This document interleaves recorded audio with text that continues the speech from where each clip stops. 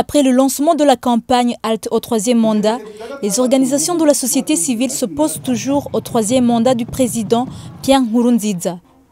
Lors d'une conférence de presse de ce jeudi 26 février, Pacifique Nininahaazwe, président du FOCODE, se demande pourquoi le président veut se maintenir au pouvoir.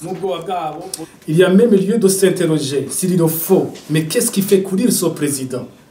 Est-ce que c'est un président qui a un programme spécial qu'il n'a pas pu appliquer au cours de 10 ans et qui se dit qu'il n'y a que lui qui peut appliquer ce programme? Est-ce qu'il a un programme qu'aucun autre membre de son parti ne pourrait pas appliquer? Jusqu'ici, je n'ai jamais entendu le président Nkurunziza dire un programme qu'il a de spécial qu'il veut appliquer que personne d'autre ne pourrait faire. Deux, est-ce que la crainte de la pauvreté? Est-ce que Pierre Nkurunziza est pauvre? Est-ce qu'on a peur que demain, on le retrouverait dans la rue pauvre s'il n'était pas président? Mais c'est un président plutôt qui est connu pour être parmi les Burundais assez riches, plutôt riche. Donc ce n'est pas la crainte de la pauvreté et ce n'est pas un programme spécial qu'il a pour ce pays.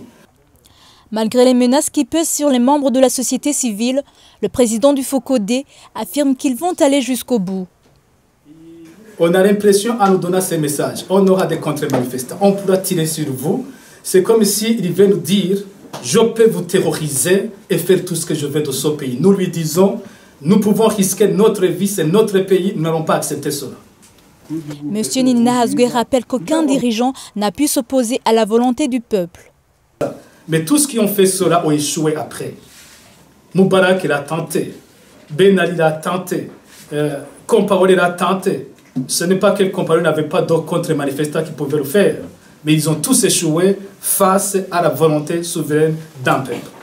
Pierre Nkurunziza va échouer s'il s'entête sur cela. Il faut plutôt qu'il pense à l'avenir, à son avenir, à l'avenir de sa progéniture, comme on lui a conseillé dans le rapport, dans la note confidentielle du service de renseignement. Les organisations de la société civile appellent tous les citoyens burundais à participer à la manifestation pacifique qui sera effectuée dès l'annonce de la dite candidature.